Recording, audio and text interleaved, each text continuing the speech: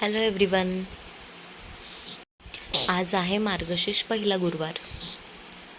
हार, वेणी आणि पूजेचं काही सामान आणायचं होतं म्हणून आम्ही बाहेर गेलो. ताईंनी सकाळीच देवपूजा केली होती, त्यामुळे आता फक्त महालक्ष्मीचीच पूजा मांडायची होती. बेबी हॉलमध्येच खेळत होता आणि मला बघून मग तो रडायला लागला. मग त्याला घेऊन बसले. मग तिथं पण त्याची नुसती चुळबुळ चालू होती. मग त्याला त्याच्या बाबांकडे दिलं आणि मग मी पूजा करून घेतली. स्वामींना पण हार घातला.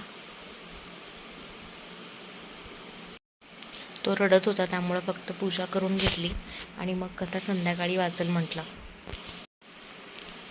त्याला झोपवलं. थोडा वेळा मी पण आराम केला आणि संध्याकाळी फ्रेश वगैरे झाले आणि कथा वाचायला घेतले. त्यानंतर आम्ही जेवण वगैरे केलं, थोडंसं हॉलमध्ये खेळलो आणि असं छान संपलं आमचा दिवस. बाय.